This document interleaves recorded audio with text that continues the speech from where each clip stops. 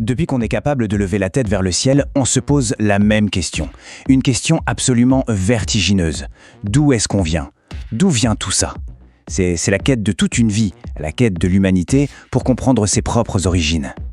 Voilà la question fondamentale qui nous a toujours, et je dis bien toujours, hantés. C'est elle qui a donné naissance à nos plus grands mythes, et c'est encore elle, aujourd'hui, qui pousse nos recherches scientifiques les plus folles. Bien avant d'avoir des télescopes ou des équations complexes, les premières réponses, elles prenaient la forme d'histoires. Des récits incroyables, peuplés de dieux, de monstres, de titans, des histoires qui donnaient un sens à ce qui semblait totalement inexplicable. Mais aujourd'hui, notre approche a radicalement changé. On ne se contente plus de raconter des histoires, non. Maintenant, on tend l'oreille. On pointe nos instruments vers le fin fond du cosmos pour essayer de capter les tout premiers échos de sa naissance. Alors allons-y, plongeons ensemble dans cette exploration. Parce que cette quête des origines, au fond, cette curiosité sans fin, c'est peut-être ce qui nous définit le plus en tant qu'être humain. Et il y a un mot pour ça, pour ces grandes histoires de la création, on appelle ça une cosmogonie. Chaque civilisation vraiment a bâti la sienne. Pas comme une vérité scientifique, bien sûr, mais comme une carte, un moyen de se repérer et de comprendre sa place dans un monde immense et franchement mystérieux.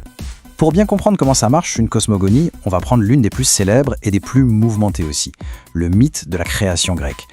Et vous allez voir, c'est une sacrée saga familiale à l'échelle de l'univers. Tout part de là, le chaos. Mais attention, il ne faut pas imaginer un simple bazar. Non, le chaos, c'est le vide originel. Un espace sans forme, sans limite, sans haut, sans bas. C'est la toile vierge sur laquelle tout l'univers va pouvoir être peint. Et de ce vide absolu, voilà qu'apparaît quelque chose de solide, de stable. Gaïa, la Terre. Se sentant un peu seule, elle donne naissance à son opposé, Ouranos, le ciel. Le problème, c'est qu'ils sont fusionnels au sens propre, ils sont collés l'un à l'autre. Du coup, les enfants qu'ils ont ensemble, les titans, les cyclopes, ils se retrouvent prisonniers dans le ventre de leur mère, sans aucune place pour exister. Gaïa, à bout, décide que ça ne peut plus durer. Elle forge une arme terrifiante, une faucille, et demande à ses enfants de se rebeller contre leur père. Un seul ose, le plus jeune, le plus ambitieux, Cronos. Armé de la faucille, il blesse Uranos et le force à se séparer de Gaïa. Et voilà, l'espace entre la Terre et le ciel est enfin créé. Le règne de Cronos peut alors commencer. Mais Cronos s'avère être un tyran paranoïaque. Une prophétie lui prédit qu'il sera renversé par l'un de ses propres enfants. Terrifié à l'idée de perdre le pouvoir qu'il a si durement gagné, il prend une décision radicale. À chaque fois que sa femme accouche, il avale le nouveau-né, tout rond. Son épouse, Rhea, complètement désespérée, décide de sauver son 6e enfant. Elle met au monde Zeus en secret et à la place du bébé, elle donne à Cronos une simple pierre emmaillotée. Et Cronos, aveuglé par sa peur, l'avale sans se poser de questions. Pendant ce temps, Zeus grandit, loin de tout et prépare sa vengeance. Le moment venu, Zeus affronte Cronos. Il le force à recracher tous ses frères et sœurs et après une guerre absolument titanesque, il gagne. Le monde est enfin mis en ordre. Zeus et ses frères se partagent le gâteau cosmique, le ciel pour Zeus, les mers pour Poséidon et le monde souterrain pour Hadès. Le chaos a enfin laissé place à l'ordre. Vous voyez, ce récit, c'est une manière de mettre de l'ordre dans le cosmos. Des milliers d'années plus tard, on raconte une autre histoire, tout aussi incroyable, mais avec un langage complètement différent, celui de la physique. Alors quittons l'époque des mythes pour remonter au véritable commencement de notre univers. Voici donc la chronologie scientifique. Tout commence il y a 13,8 milliards d'années avec le Big Bang. L'univers n'est alors qu'une sorte de soupe grûlante et opaque. Puis, 380 000 ans plus tard, ça se refroidit juste assez pour que la lumière puisse enfin s'échapper et voyager librement.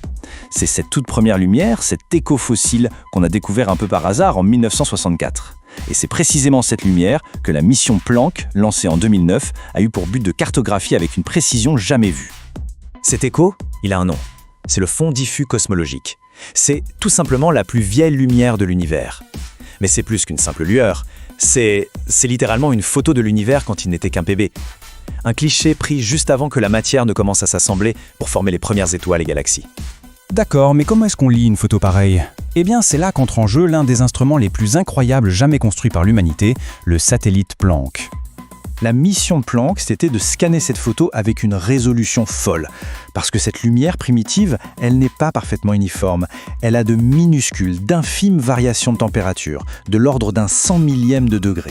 Ça peut paraître insignifiant, ces petits grumeaux dans la soupe originelle, mais en réalité, c'est tout le contraire.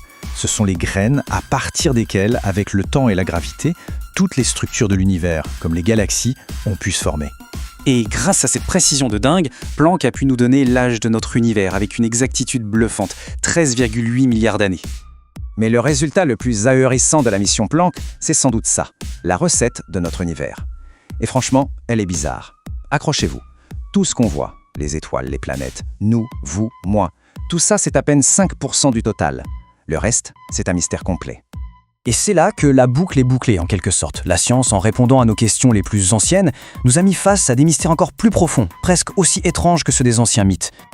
C'est quand même paradoxal. On a une carte hyper détaillée du début de l'univers, mais on n'a aucune idée de ce qui constitue 95% de sa composition. Cette fameuse matière noire qui agit comme une colle invisible pour les galaxies, et cette énergie sombre, cette force étrange qui accélère l'expansion de l'univers, ce sont les deux grands continents inexplorés de la science actuelle. Et attention, ces composants sombres ne sont pas juste des détails, non, ce sont eux qui dictent l'évolution de notre univers. Comprendre ce qu'ils sont, ce n'est pas seulement comprendre nos origines, c'est aussi deviner quel sera le destin final du cosmos. La quête, elle est loin d'être terminée.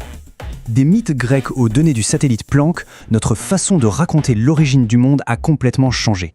Alors on peut se demander, face aux nouveaux mystères de la matière noire et de l'énergie sombre, quelle nouvelle cosmogonie, quel nouveau grand récit nos descendants inventeront-ils pour donner un sens à leur univers ?